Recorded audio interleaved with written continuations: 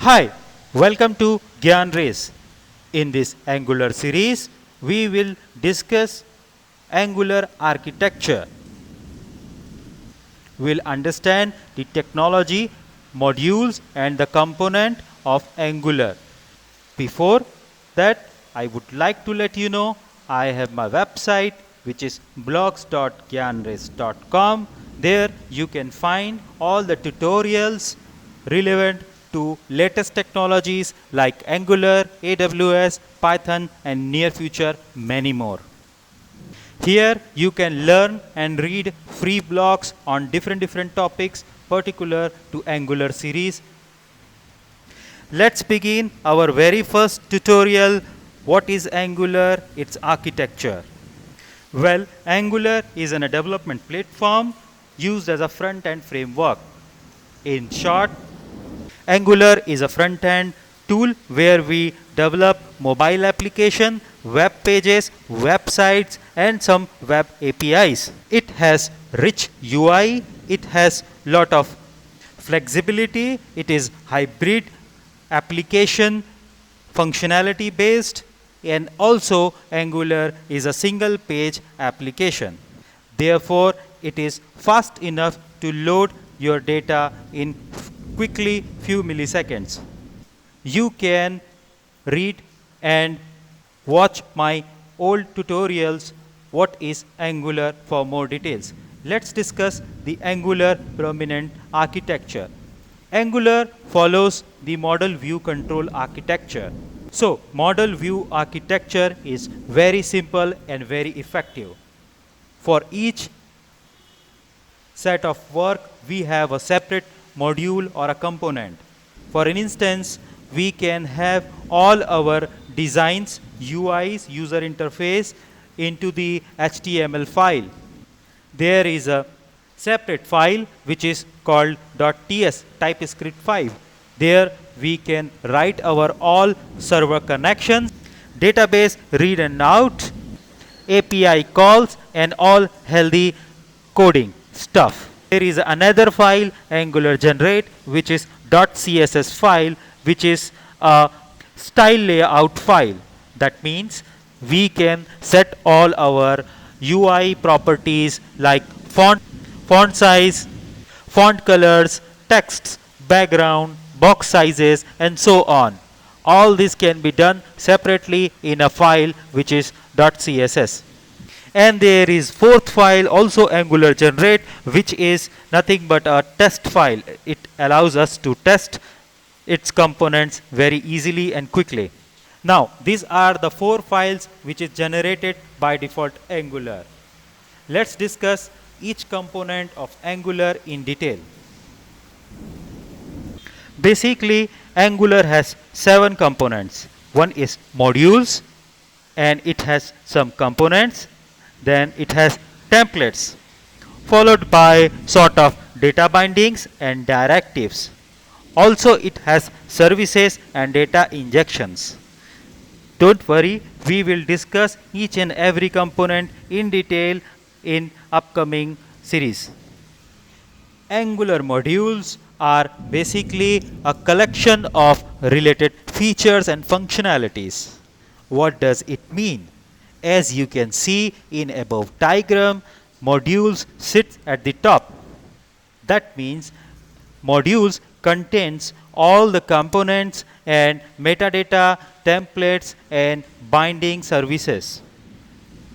So, module is a highest node in a tree. It groups multiple components and services under a single context. So, you can see modules can call multiple components and services under it. It can call another modules inside a module as well. Just have a quick look how a code or a file looks like for a module file.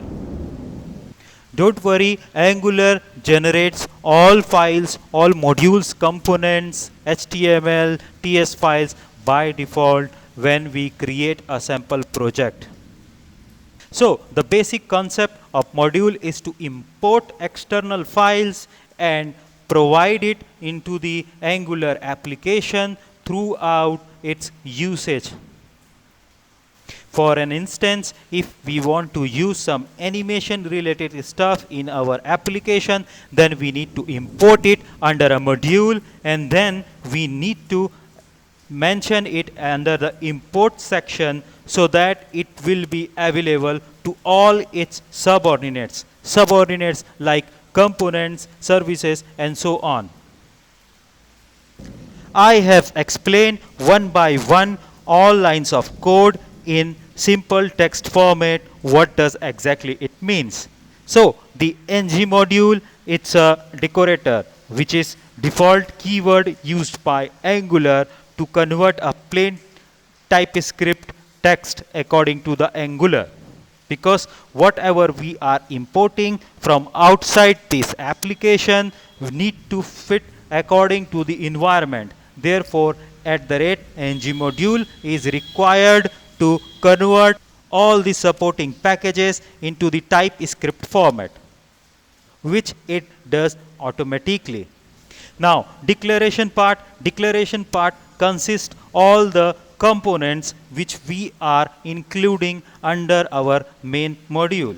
So for an instance, if we have 3 modules in our application, that means each module will have its own components. So those component lists need to be declared under the module section. Usually, whenever we create components, Angular does this work on behalf of us automatically. This is just for understanding purpose.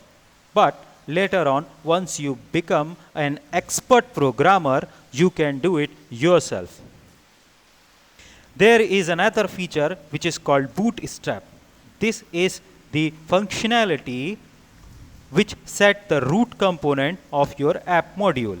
Every application must have one root module. By default, it is app module. Now, talk about providers. This is basically used to declare the services we are incurring under this main module. If we are using or incurring 2-3 services, then we need to declare them here under the provider section. Now, finally, we have an import section, which I have already explained. Whatever the external files we are importing into the Angular application for a specific task, those need to be imported here under the import section. Well, this is very important and tricky because sometimes it happens that we import the entire library, however, we need some part of it into our application. In that point, we need to import only that particular part. Also, we need to import here as well. So don't worry, initially it looks difficult to understand. Gradually, it becomes very easy once you deliver or learn at least one application. Now, talk about second part, components. These are the core component of Angular architecture, and Angular components are the building blocks for every Angular application. Angular is one of the most crucial and the lowest level component which is useful for at least 1 or 2 components required for each application. It is basically a TypeScript class along with HTML templates associated with it. But the best practice is to keep your HTML templates or UI part separately in a separate file. So in short, I say component is a place where we exactly write our code to connect our database, to connect our services, to connect our backend systems, and so on. In addition, it allows us to write down some basic codes like if, else, looping, and so on. All those calculative stuff we can put down under the component files. Let's discuss how does a component file looks like. So by default, application creates app component. This is a basic component file which is mandatory and created by Angular by default. It has lot of importing parameters and other parameters which we discuss one by one. So whatever services we need to import it into the component section, and we can import it with the help of import keyword. You can see here in this example we are importing view viewport scroller. That means we want to scroll our screen up and down, therefore that component has been imported. Now there is another annotation which is @component. What it does, it basically provides us a place where we can bind our component with its subordinates, like my UI part or my design layout, which is created in an HTML file. That file I can add it here, template URL, and I can give the path of my file .html. Similarly, all the property settings or the layout under the CSS file can be added under the section style URLs. And this is a selector, which is a default component feature which connect this component with the root module, which is default app root module. Note, all this section is ready-made. It is provided by default Angular, but we need to learn it and understand its essence, because gradually once we will grow and write a big program or a bigger application, we need to write all those code easily. Well, it is necessary to have this app component in your application, because this is a single page application, and this is the basic file or the most important mandatory file where the bot, or you can say the application boot process, starts from. This is the place where exactly our basic Angular file reads all the expansion or the detailing section. This is the file where we route all our other pages of our application. Now we see how does our main file index.html looks like. This is the file which actually have a app root component under the body section. Barely I have explained each and every component individually in simple words. You can read it separately. Well, we move to the next part, which is template. Templates are a place where we actually write our user interface related stuff, like we design our UI. This is the HTML file where we write our text, our buttons, our cards, our images, videos, and so on. Well, this component have two more components added under it. One is data binding and directives. Data bindings are the variables which we would like to use under our HTML file or a user interface file. For an instance, in our application, our title is not fixed. We keep change our title for a specific page on time to time. Therefore, we create one variable under our module file, a .ts file. There we can define a variable title, and we can change its description anytime or a value anytime. Now, that value needs to be displayed on a user interface or HTML file. So that is called a data binding. We have binded the value of title variable under a text tags. Another component which is called directives. Directives are basically a keywords which allows Angular's keywords, which allows us to follow some instruction. For example, in our HTML file, we would like to show something which we want to hide it. Therefore, we use if-else condition. So Angular directive ngIf is used as an show operator. When we say that if condition is true when it is show, that means it will display this line. If it is not show, then it will not display this line. So in short, I would say directives used to include logics under the HTML component.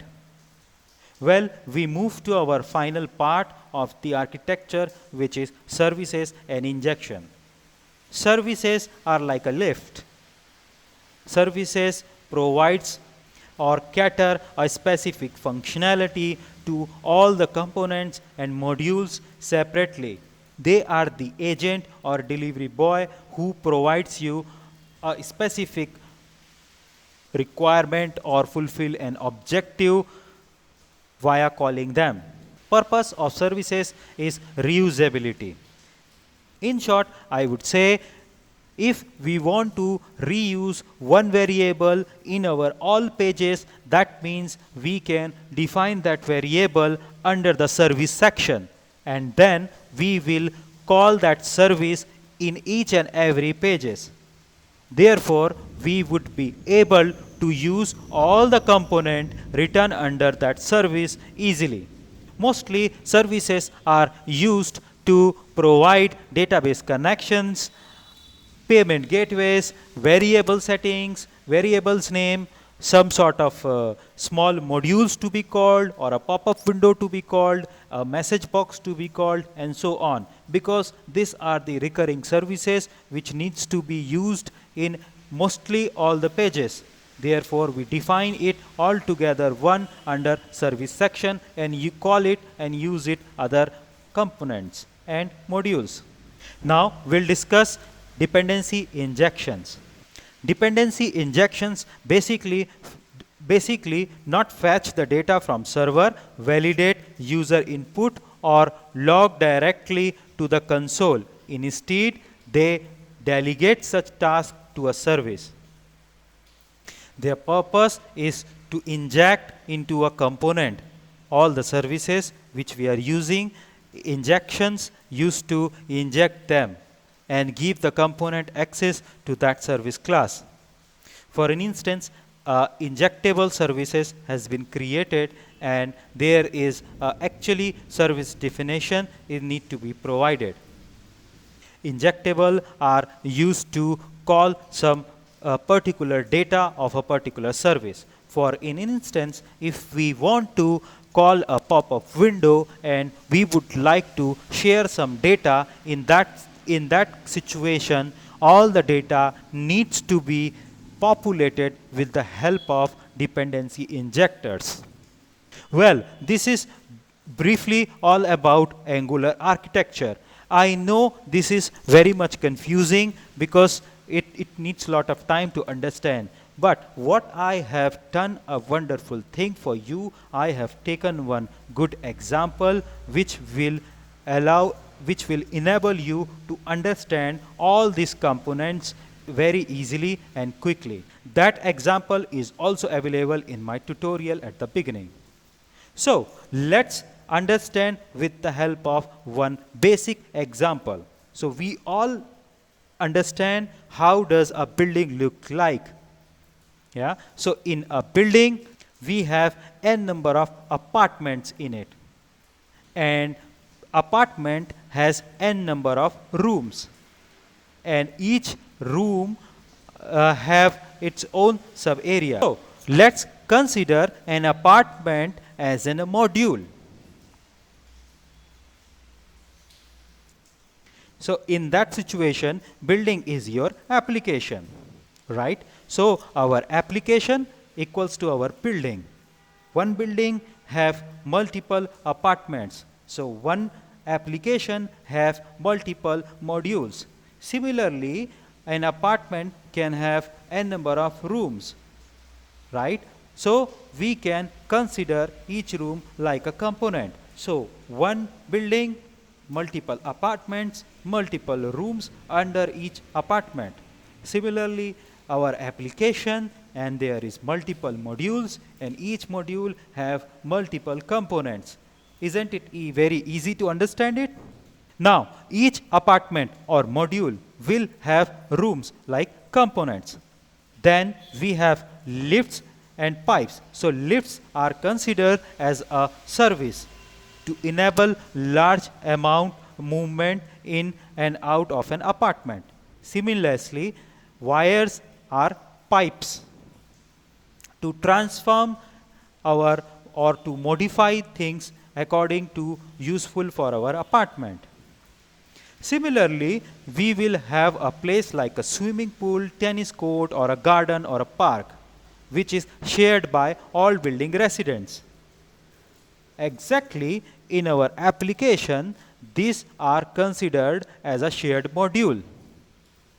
So shared module can be considered as a services, but they are not exactly a service, but they are reusable to other modules.